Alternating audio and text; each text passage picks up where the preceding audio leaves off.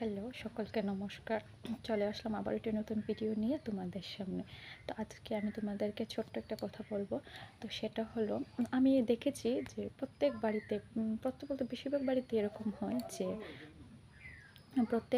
বেশিরভাগ বাড়িতে এরকম হয় যে বিয়ের করে যখন বিয়ের পর যখন নতুন বউ শ্বশুরবাড়িতে আসার পর কাজ করে বা বিভিন্ন কাজ টাজ করে, তখন কি বলে শাশুড়ি তারা অনেক খোঁট ধরে, সেটা এরকম হয়নি, এটা এরকমভাবে করো, তোমার বাবার বাড়ি থেকে কি শেখায়নি, আমার বাবার বাড়ি থেকে ওইটা হয়নি, ওটা জানো না, মা কেন শিখিয়ে দিনি।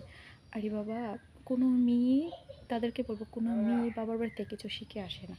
হ্যাঁ, কারণ সব মেয়েরই বিয়ের আগে পড়াশোনা, হ্যাঁ, এসব কিছু নিয়ে ব্যস্ত থাকে, ঠিক আছে না?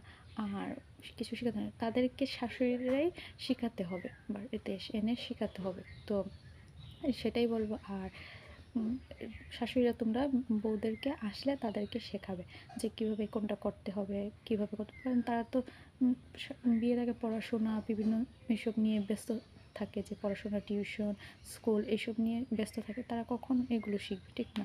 তো তার জন্য তারা জানতে পারবে না ভালোভাবে, শিখলেও ভালোভাবে জানবে।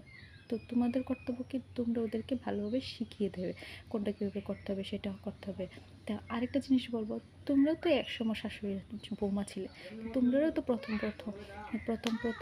সব কিছু একটু অসুবিধা হয়, সব কিছু জানবে না, কীভাবে কোনটা রান্না করতে হয়, কীভাবে কোন কাজটা করতে হয়।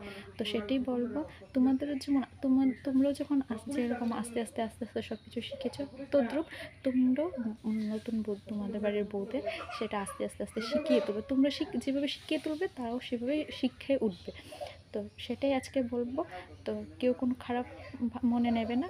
তো আজকের ভিডিওটা সেখানে, সকলকে নমস্কার।